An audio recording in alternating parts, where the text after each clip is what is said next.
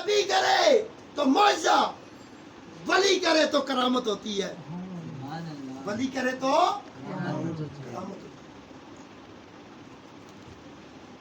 یہاں تک لوگ مانتے ہیں، معجزے تک مان لیتے ہیں، کرامت تک آ کر ان کی ٹانگیں کانپنا شروع ہو جاتی ہیں۔ یاد رکھو، کرامت ولی کی ہوتی ہے، کرامت کس کی ہوتی ہے؟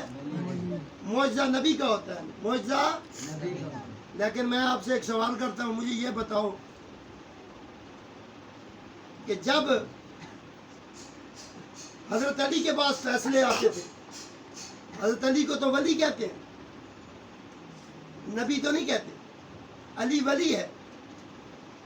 مجھے یہ بتاؤ کہ کئی فیصلوں میں حضور نے خود فرمایا، جس طرح وہ نبی اکرم صلی اللہ علیہ وسلم کی شان میں کذبن یعنی کہ گالیاں لکھنے والے شاعر کو بلایا گیا تھا، صحابہ پکڑ کے لائے تھے، تو حضور نے کسی صحابی کو نہیں کہا کہ اس کی زبان کاٹو، مولا علی کو کہا تھا، اے علی تو اس کی زبان کاٹ۔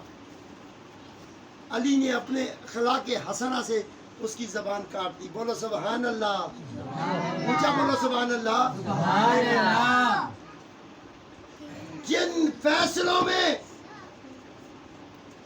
ہر فیصلے کو ترجیح اگر علی کی ملتی ہے، نبی کے زمانے میں بھی حضور خود علی کو کہتے ہیں، اس لیے کہ اللہ کے نبی نے فرمایا تھا انا مدینۃ العلم و علی بابھا، میں علم کا شہر ہوں اور علی اس کا دروازہ ہے، علی اس کا دروازہ ہے۔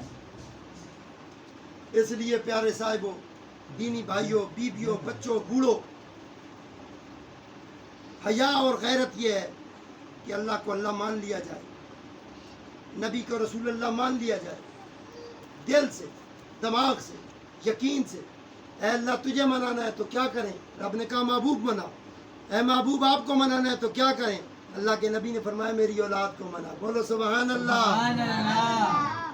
اللہ کو منانا ہے تو نبی کو منا، نبی کو منانا ہے تو اولاد رسول کو منا۔